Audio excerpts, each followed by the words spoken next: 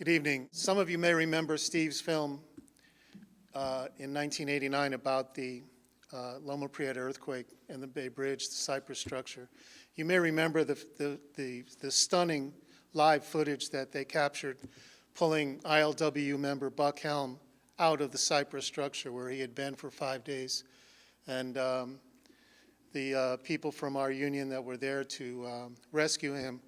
And that sequence was, as dramatic as it was, highlighted a lot of realities. Yesterday we saw terrible tornadoes come to Alabama and Tennessee. These are commonplace in that part of the country, but it doesn't take away the fact that these are tremendous disasters. So when these events happen, ordinary people like you and me get pulled into these dramatic situations. In many cases, there's trauma, there's crisis, there's loss of life all around us. We're not prepared emotionally or technically to deal with it, but people do endure. So in the few minutes that I have in tonight's program, I just want to talk about the challenges we face, both as victims caught up in events like that, and also rescuers and responders who come to do what is normal to us, and how our behavior and how our choices of action can affect the settlements and other things that come to us. In the 9/11 events, all of us are quite familiar with the story of the rescue trades because it was publicized so well. But one story that we're not as familiar with, at least I was not until I got into this, was the story of the people who were inside the building. And I was amazed to find one of the most dramatic workers' comp type stories told about a company called Cantor Fitzgerald, which occupied the top floors of the North Tower. And 700 employees of Cantor Fitzgerald were at their workplace that morning, and not a single one of them survived. Many of them jumped to escape the fire, and others tried to escape through the roof. And as Steve mentioned with Triangle, they got to the top of the stairwell and found the stairwell doors locked. They could not get out. When our rescue trades were able to pull that portion of the building out from the rubble, they found the stairwell, and they found these bodies crammed in together in the top landing of the stairwell. Now, I'm not pointing the finger at anyone, I'm just telling you the story, the fact of it. In 1993, when there had been a previous explosion in the building, the police did rescue people off the roof. So there was, I guess, an assumption on their part that they would be rescued there. But nevertheless, the events that occurred bring into play attorneys, bring into play government, all kinds of civil litigation and other elements. So I just want to review quickly, because other people are here to speak, what is emergency response all about? And we're just going to talk a little about the World Trade Center events because it's a good example. The Cantor Fitzgerald story, I may not have time to get into it in depth, but before we leave tonight, if anyone's interested, I can review that with you when we break. There were 3 key events in the narrative. In 2001, before the year expired, the federal government passed emergency legislation just to help clean up the plane damage and compensate the victims. So there was a Victims Compensation Act passed in 2001, which stipulated a number of remedies and relief for the families. And these were for the victims only, not for the responders. In 2004, FEMA passed, in order to protect the insurance companies from unlimited claims, FEMA passed a regulation called the World Trade Center Captive Fund, which was funded with $1 billion for the benefit of the insurance companies to World Trade Center Captive Bond? Captive Fund, F-U-N-D, I'm sorry. World Trade Center Captive Fund, 2004, FEMA authorized $1 billion. And of that $1 billion, about $760 million was paid to attorneys or to insurance firms. Nothing was paid for any claimants. the purpose of the fund was to make sure the companies were bailed out, basically. And we went through, that forced a lot of the people who lost family members inside the buildings, and also families of responders, firefighters, police families, building trades families, people who went in and immediately got cancer and got all kinds of damages because, well, it was a highly toxic environment.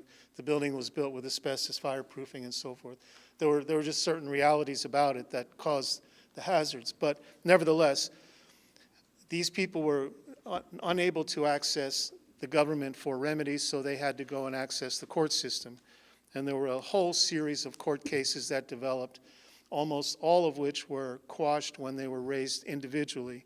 And people were forced to join what we call classes. And when you're in a class, you surrender quite a few of your personal rights in order for them to benefit the entire class, so it gets remedies. But so I just want to give you a little bit about the narrative of how these things happen in case it ever happens to any of us and we end up in a situation. We can learn from this and make sure that this Memorial Day, Workers' Memorial Day, isn't repeated, at least this part of the story.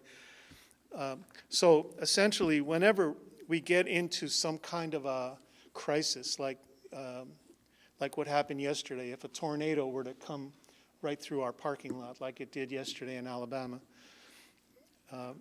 and it would devastate everything in its wake, and we know that people are possibly surviving, possibly not, but what do we do in that kind of case? There's certain basic elements that we teach for responders, and basically rescue, obviously, of living survivors is the first focus. But how do we rescue if we don't know, if we have no training in it? You know, what do we do? You know, we have to use our head and try to restrain ourselves from being emotionally overwhelmed. Recovery of the victims is imperative, and then we have to try to set up some kind of reentry, or if it's a hazardous situation, keep other people out, and then restore and make safe the environment.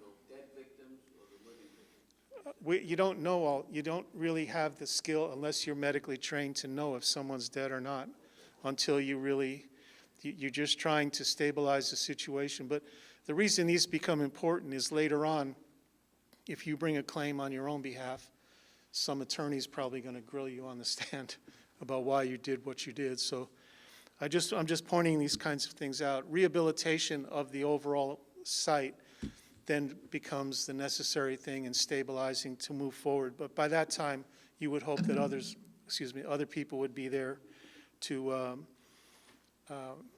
assist you in dealing with survivors, dealing with the general public, dealing with the news media, dealing with opportunistic lawyers who are going to descend on you like opportunists that they are, and trying to understand some basic elements of chains of command and respect and cooperation with police and fire.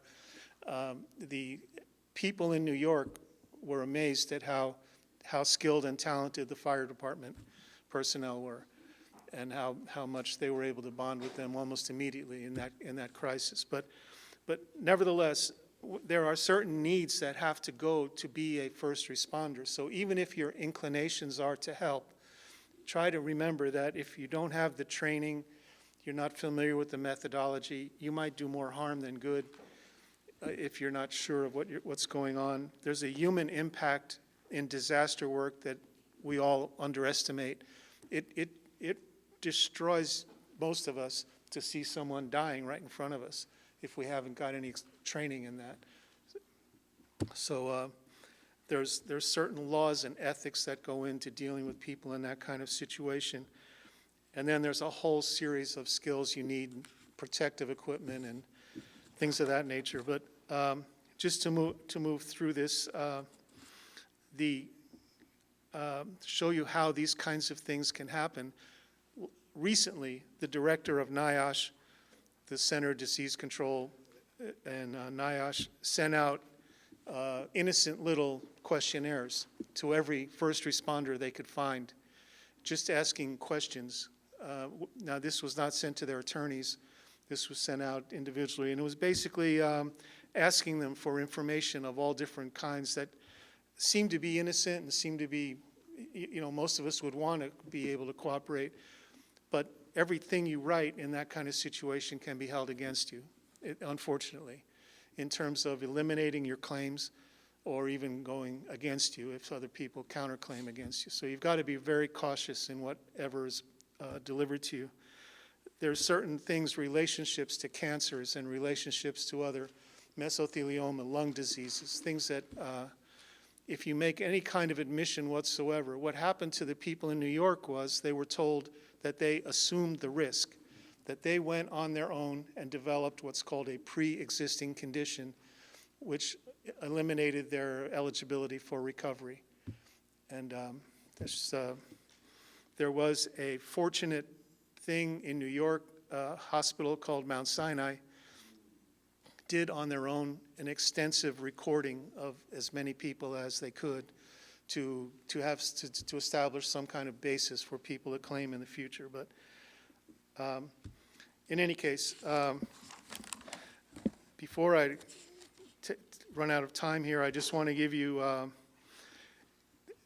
in almost all these kinds of situations, there is what is called a class settlement, where as an individual, you are told if you want recovery, you must join a class. You must join a group to agree among all the other victims and all the other injured persons. You must agree as to what you will accept in settlement. And almost always, the class is structured by the courts so that in this case in New York, 95% of the claimants listed had to join the class before anyone could be considered to get any benefits or recovery or judgment at all. And this was for their basic health care. This is for their medical bills. Bellevue was a public hospital, but they couldn't accommodate everybody. So if you wanted to go to your own doctor and you ran up bills, you were forced into this class thing. And it's important for us. Have any of you ever been in a class action? Or so you understand, you're trading off. You're getting relief, but it's limited. And without that trade-off, you might get nothing. And you don't have the ability to pay attorneys. So some of the things you're thinking about in terms of class is the litigation can be so difficult for you to carry out on your own that maybe it's beneficial to join the class. The fund may be able to get a better recovery than you can get on your own anyway, but maybe not. But the fund reaches out to the entire class to get us. Okay. So again, I don't want to take too much time, but while we're here, just to sum up, these are, when our heroes get sick, we need to have a way to recover for them. Ordinary workers get sick and injured all the time. These extraordinary events that happen, like the earthquake and like New York, also happen all the time, and we need to know how to do a better job of it, especially if we ourselves are caught up in it.